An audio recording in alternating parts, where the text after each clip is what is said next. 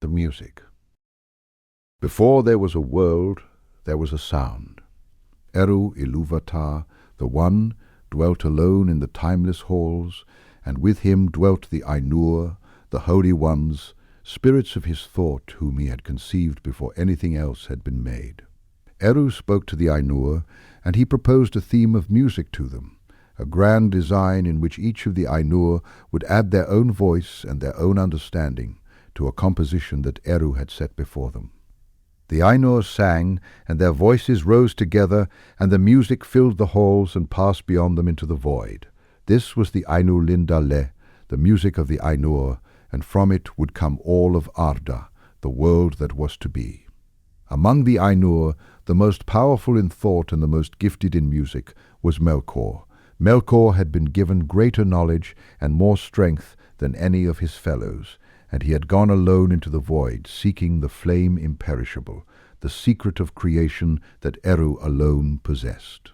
He did not find it, for the flame was with Eru and could not be separated from him, and the search left Melkor with a loneliness and a pride that would never leave him. When the music began, Melkor sang in harmony with the others for a time, but then he interwove thoughts of his own devising, themes that rose from his own ambition rather than from Eru's theme. He wanted to increase the power and glory of his own part, and he began to sing a music that was louder and more complex than what Eru had proposed, a music that pulled other voices toward it and drew them away from the original theme. Eru listened, and then he smiled, and he raised his own voice and introduced a new theme, deeper and more beautiful than the first, and the music gathered itself and continued.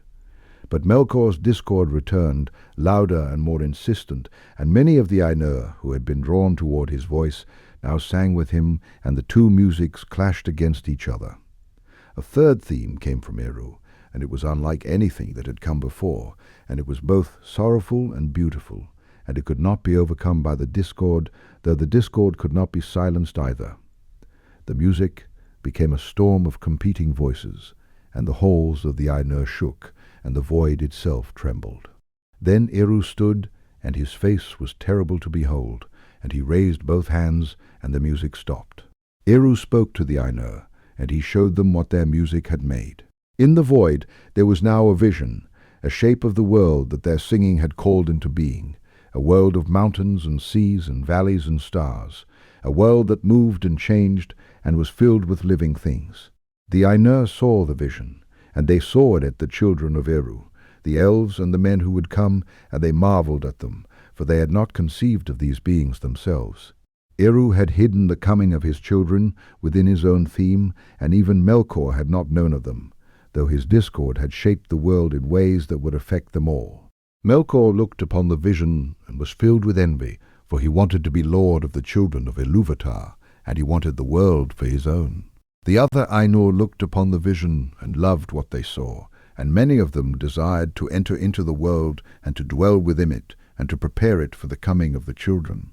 Eru granted this, and he said that the world would be made real, and that the Ainur who entered it would be bound to it until it was fulfilled. He also said that Melkor's discord had been woven into the fabric of the world, and that through it Melkor would bring sorrow and ruin, but that every discord would in the end contribute to Eru's own design, though Melkor himself would not intend this. The Ainur who chose to enter the world became the Valar, the powers of the world, and those of lesser might among them were called the Maiar.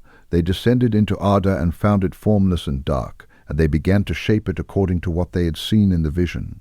Melkor came with them, for he could not be barred from the world that his own music had helped to make, and he came not to serve, but to rule. The Valar built and Melkor destroyed, and the shaping of Arda became a long struggle between those who wished to fulfill Eru's design and the one who wished to make it his own. The central conflict of all the ages that would follow was already present in the music itself, for Melkor's rebellion had entered the world at its very making, and the discord he had introduced would echo through every age that came after, shaping the fate of elves and men, and every people who would dwell in Arda. The trees.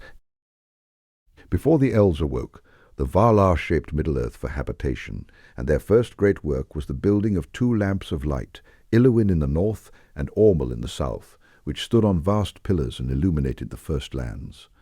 Melkor, still free and hostile, attacked the lamps while the Valar were distracted, toppling both and scouring the earth with fire and flood. The destruction was total enough that the Valar abandoned Middle-earth as a dwelling place.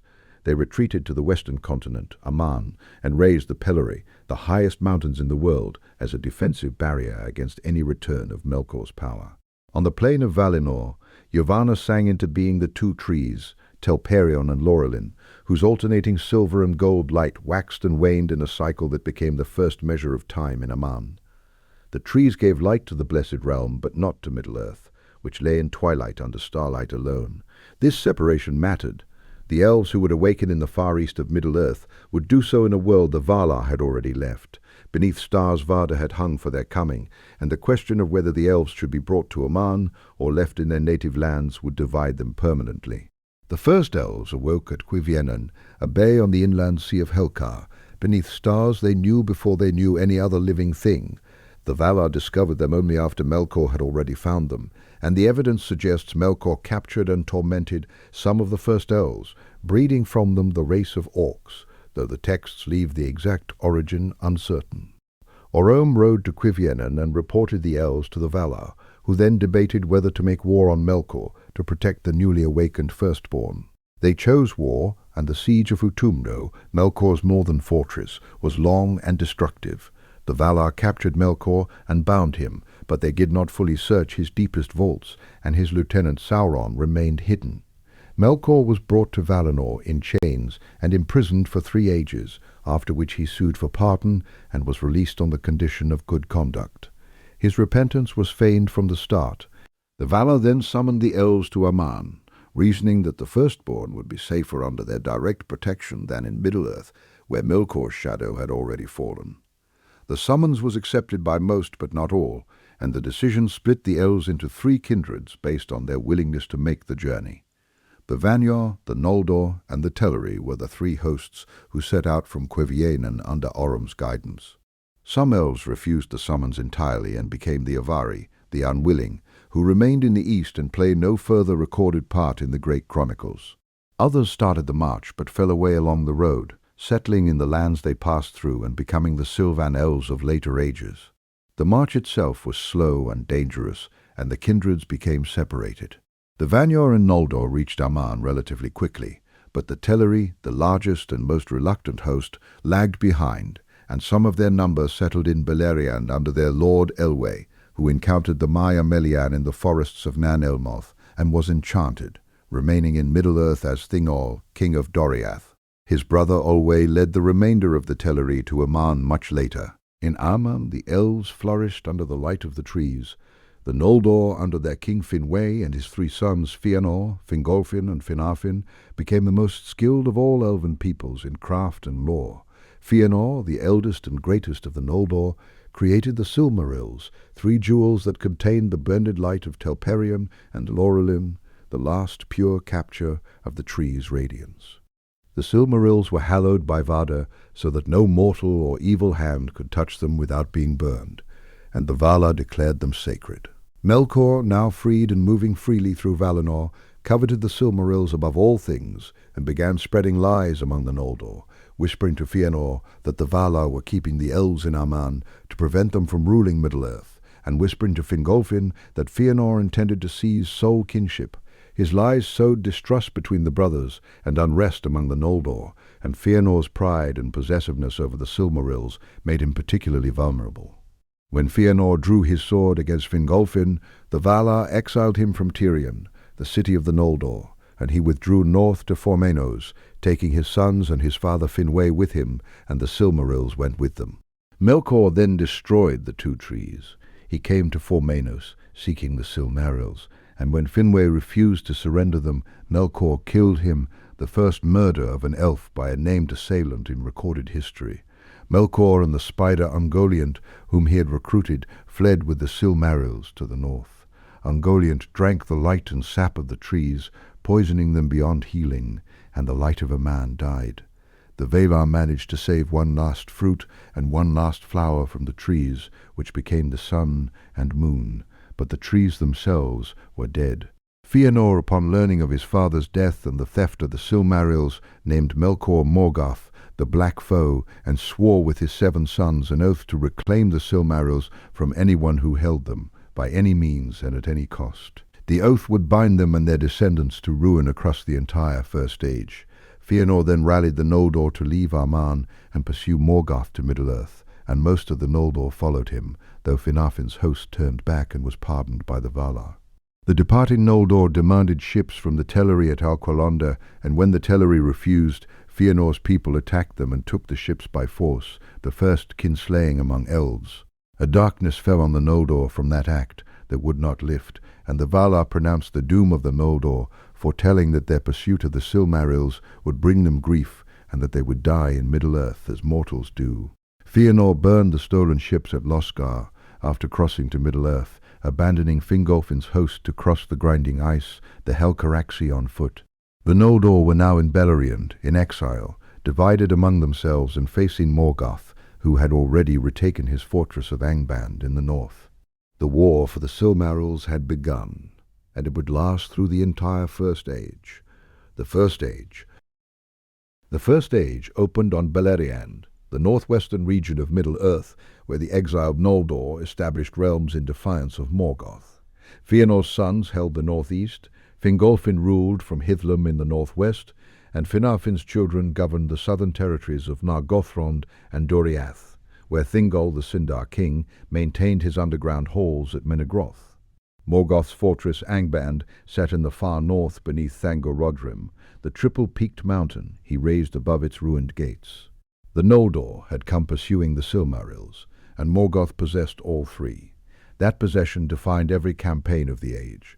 The elves could not reclaim what he held, and he could not crush their resistance while they maintained their scattered kingdoms across Beleriand. The siege of Angband lasted roughly 400 years, a stalemate that confined Morgoth's forces behind his own gates. Fingolfin maintained the watch from Hithlum, and the Noldor built and fortified their holdings throughout that long vigil. But the siege ended catastrophically when Morgoth unleashed a sudden assault of flame and forces in the Dagor Bragolach, the Battle of Sudden Flame. Rivers of fire poured south from Angband across the plains of Ardgalen, and Morgoth's armies broke the Liga in every sector at once. Fingolfin, seeing the ruin of the defence, rode alone to Angband's gates and challenged Morgoth to single combat. He wounded Morgoth 7 times before the Dark Lord crushed him with his shield and killed him.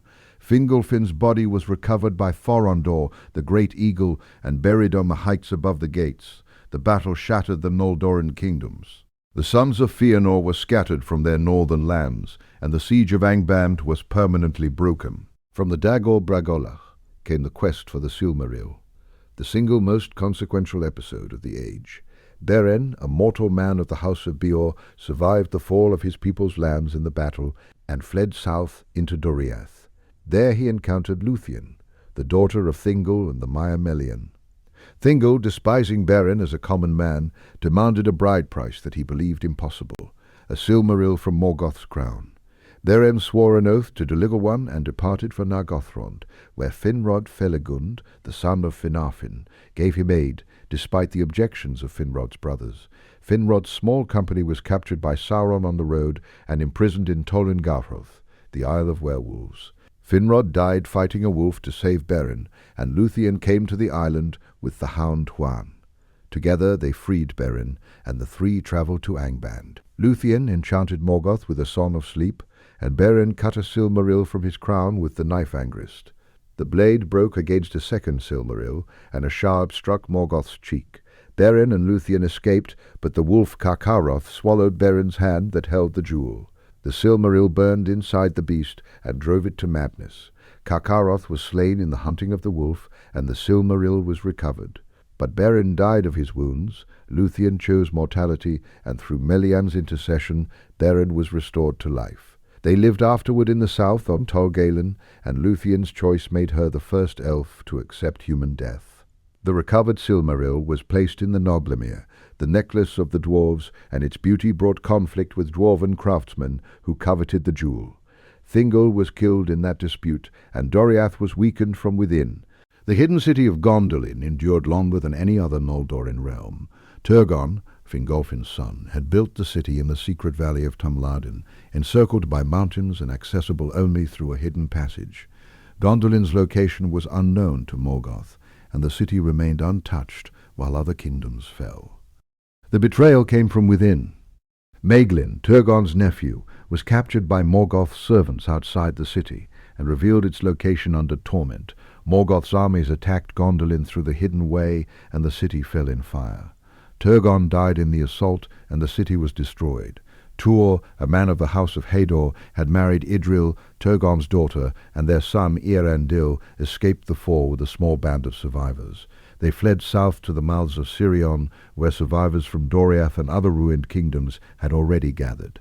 Eärendil married Elwing, the daughter of Dior, who had inherited the Silmaril of Beren and Luthien. The surviving sons of Fëanor attacked the settlement at the mouths of Sirion to seize the Silmaril, and Elwing cast herself into the sea with the jewel rather than surrender it. The Maya Ulmo bore her up and carried her to Eärendil, and together they sailed west in the ship Vingilot. Eärendil reached Valinor, the first mortal to do so, and pleaded with the Valar for aid against Morgoth. The Valar granted his plea and marshalled a host from Aman. The War of Wrath lasted over 40 years, and the forces of Valinor broke Angban's armies across Beleriand. Morgoth's last defence was the flight of the winged dragons, led by Ankalagum the Black, the greatest of all dragons. Eärendil flew Vingilot against the dragon host and slew Ankalagum, whose body fell upon the towers of Thangorodrim and broke them. Morgoth was captured, bound and cast through the door of night into the void beyond the world. The two remaining Silmarils were recovered from his crown, but Medros and Maegor, the last surviving sons of Fëanor, seized them by force. The jewels burned their hands, and Medros cast himself into a fiery chasm with his Silmaril, while Maegor threw his into the sea and wandered the shores singing in grief. The War of Wrath was so violent that Beleriand itself was broken and drowned beneath the ocean. Only small eastern fragments of the land survived, and the shape of Middle-earth was permanently altered. The surviving Edain, the men who had fought beside the elves against Morgoth, were given a reward, an island raised from the sea between Middle-earth and Aman, where they would build a kingdom of their own. Númenor.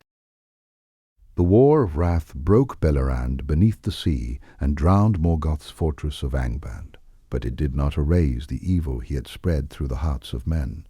The Valar had one final gift for the three houses of the Edain, who had fought beside the elves against the Dark Lord.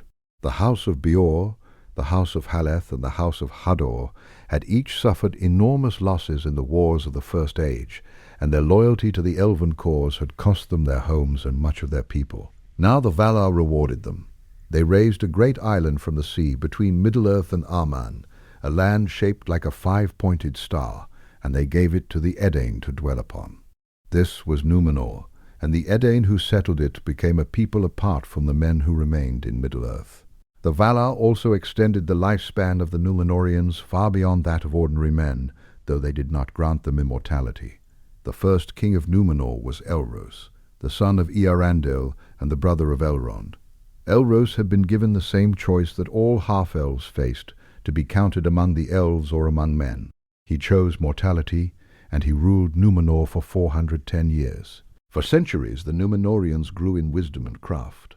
They built great harbours and sailed far to the east, reaching the coasts of Middle-earth, where they taught the lesser men who lived there and improved their lands. But the Valar placed one ban upon them. They were forbidden to sail west beyond the sight of Númenor's shores toward Aman, because Aman was the land of the Valar and the Eldar, and mortality was the gift given to men. The Valar did not withhold immortality from the Númenorians out of cruelty. The Valar themselves could not remove the gift of death, which Ilúvatar had placed in the nature of men. But the Númenorians came to see their shortened lives differently. As their power and knowledge increased over the generations, they began to resent the ban and to fear death. They looked upon the elves, who did not die, and they whispered that the Valar had cheated them. This fear took root slowly, but it found a voice in the 12th king, Tar-Siriatan, who oppressed the men of Middle-earth and hoarded their wealth. His son Tar-Atanamir was the first king to refuse to lay down his life and die willingly, clinging instead to his body until death took him by force. From that point forward, the Númenorians built tombs rather than ships, and their love of the Valar cooled. Sauron had survived the War of Wrath. Morgoth had been cast into the void, but his chief servant remained in Middle-earth, and during the long centuries of Númenor's rise, Sauron gathered his strength again in the east. Around the year 1200 of the Second Age, he appeared among the elves of Eregion in a fair form, calling himself Anatar, the Lord of Gifts. He offered them knowledge of craft and power. Celebrimbor, the greatest smith of the Noldor in Middle-earth, and the maker of the doors of Durin, trusted him. Under Sauron's teaching, the smiths of Eregion forged the rings of power. Celebrimbor himself forged the 3 rings, Narya, Nenya, and Vilya, in secret and without Sauron's direct hand, but Sauron's knowledge was in their making. Then Sauron returned to Mordor, and forged the 1 ring in the fires of Orodruin, pouring into it his own will and power, so that he could dominate the bearers of all the other rings. When Sauron put on the 1 ring, the elves perceived him and removed their rings. War followed. Sauron's forces destroyed Eregion, killed Celebrimbor, and seized most of the rings of power. He gave 7 to the dwarf lords, and 9 to men. The 9 men who received their rings were corrupted and became the Nazgûl, the ring-wraiths, bound to Sauron's will, and neither living nor dead. The dwarves proved harder to dominate, but the rings inflamed their greed for gold. Númenor's power was still vast, and when its king Tar-Minestir sent a fleet to Middle-earth, the Númenorian forces drove Sauron's armies back and saved the elves of Lindon from destruction. But Sauron did not forget. He nursed his hatred of Númenor and planned his revenge through patience rather than open war. In the year 3262 of the Second Age, the king Ar-Pharazôn landed in Middle-earth with a host so great that Sauron's own armies abandoned him rather than fight. Sauron surrendered and was taken to Númenor as a prisoner. This was his design. Once inside the island, he used his cunning and his tongue to corrupt Ar-Pharazôn and the Númenorian court. He played upon the king's fear of death and his pride. Sauron convinced Ar-Pharazôn that the Valar had lied, that the ban on sailing west was a chain meant to keep men weak. He turned the king to the worship of Morgoth, the Dark Lord whom Sauron still served in secret. A temple was built in the center of Númenor, and there Sauron ordered the burning of the white tree of the Eldar, the tree descended from Telperion, that had been a gift to the Númenorians as a symbol of their ancient alliance with the elves. The faithful, those Númenorians who remained loyal to the Valar and the old ways, were persecuted. Their leader was Amandil, the lord of Andúnir, who had been a friend of the elves. Amandil sailed west to beg the Valar for mercy, and he was never seen again. His son Elendil and his grandsons Isildur and Anarion prepared their ships and waited. Ar-Pharazôn, now old and terrified of death, assembled the greatest fleet Númenor had ever built and sailed west to invade Aman itself. When his forces landed on the shores of the Undying Lands, the Valar laid down their guardianship and called upon Ilúvatar. The world was changed. Aman was removed from the circles of the world, and Númenor was swallowed by the sea in a single night. Ar-Pharazôn and his army were buried under falling mountains in the caves of the Forgotten. Sauron's body was destroyed in the drowning, but his spirit survived and fled back to Middle-earth, carried on the wind. He had destroyed Númenor at the cost of the fair form he had worn for centuries, and from that point forward he could only appear as a figure of terror and darkness. The faithful had escaped. 9 ships carried Elendil, Isildur, Anarion, and their people eastward through the storm. Elendil landed in the north and founded the kingdom of Arnor. Isildur and Anarion landed in the south and founded the kingdom of Gondor. They brought with them the 7 seeing stones, the Palantiri, and a seedling of the white tree that Isildur had rescued before Sauron's followers could burn the last one.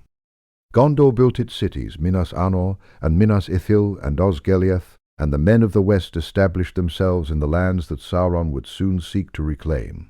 The downfall of Númenor had given Sauron his revenge, but it had also scattered the survivors across Middle-earth, and from those survivors would come the kingdoms that stood against him in the next war.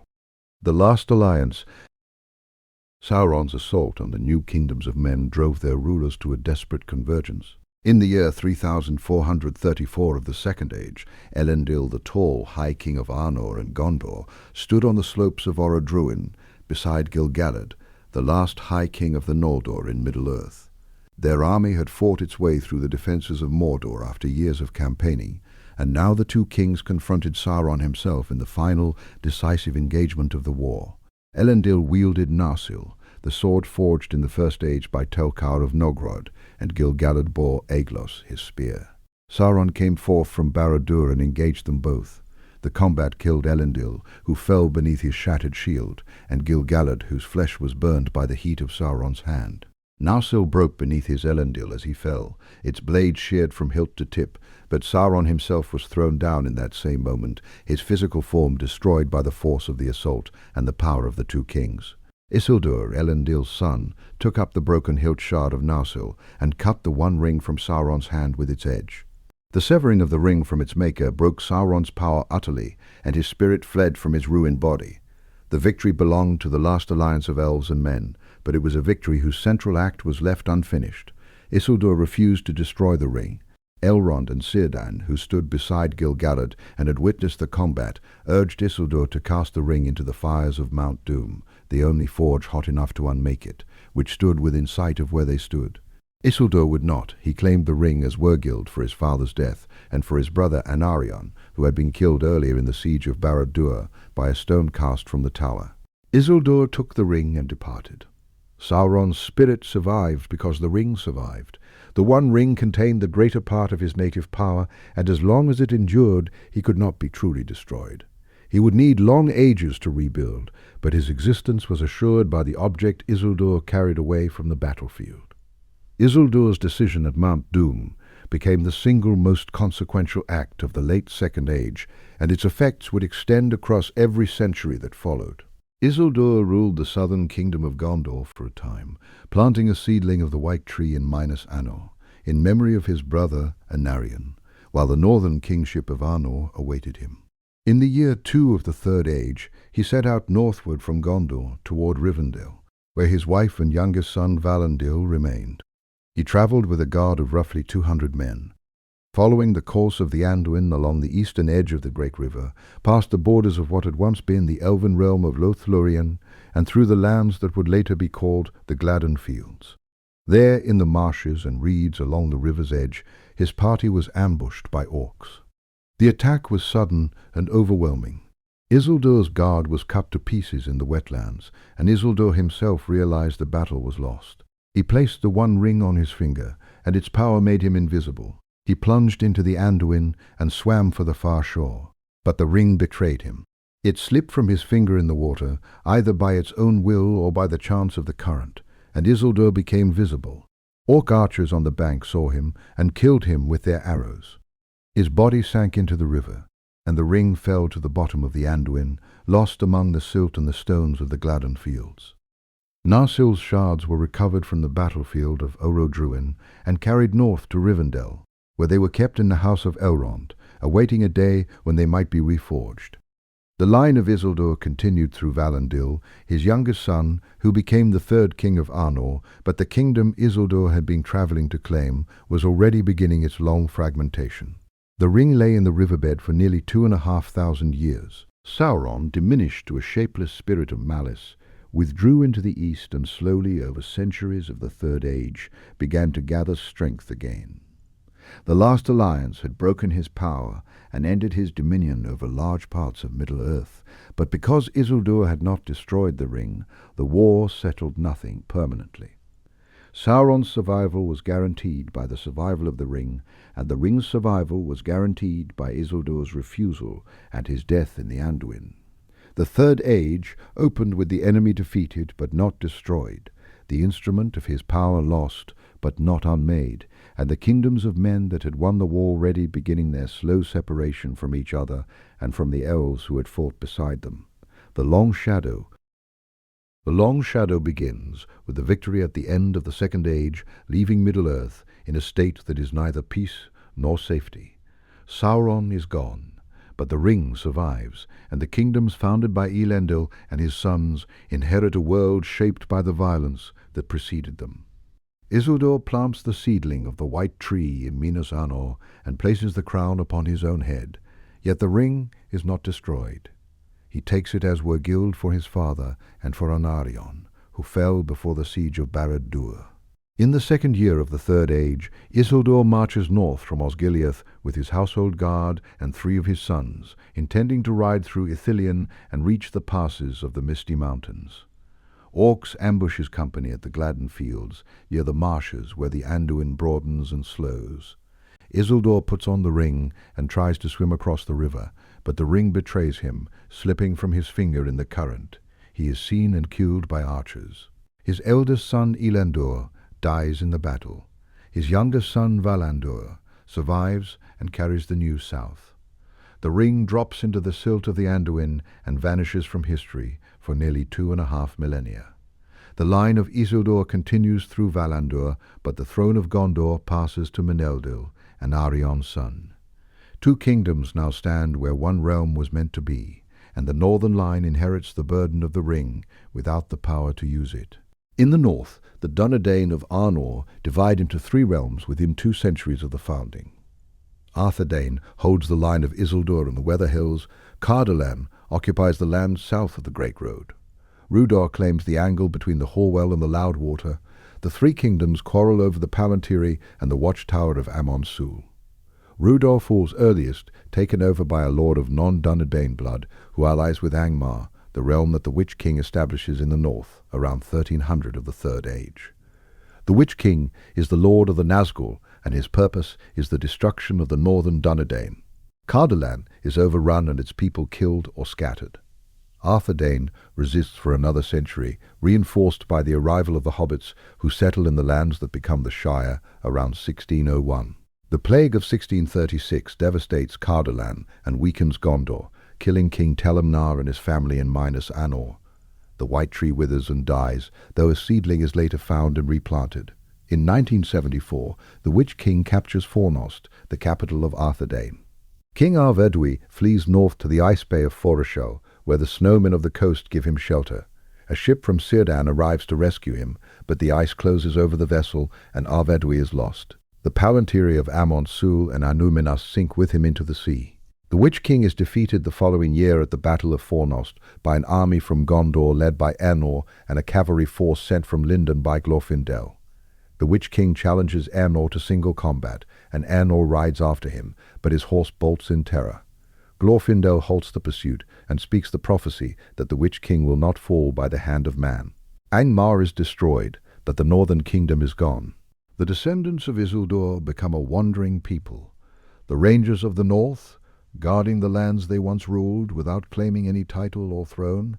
Gondor endures longer, but its strength erodes through kinstrife, plague, and the slow loss of the southern and eastern frontiers. The watch on Mordor is abandoned. Minas Ithil, the city that guards the pass into Mordor, is taken by the Nazgul in 2002 and renamed Minas Morgul. Ainur, last king of Gondor, rides to Minas Morgul in 2050 to answer the Witch King's challenge and is never seen again. The stewards take control of the southern kingdom, beginning with Mardil, and no king returns to claim the throne for nearly 1,000 years. The line of the stewards holds the realm together through the Balcoth invasion, the ride of Errol and the founding of Rohan, and the long defense of the crossings of the Anduin.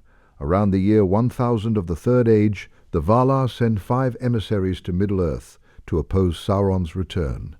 These are the Istari, wizards clothed in the bodies of old men, limited in power and forbidden to match Sauron by force of arms. Saruman arrives first and is chosen to lead the White Council. Gandalf the Grey comes next, and Radagast the Brown. 2 others travel into the east and are not heard from again.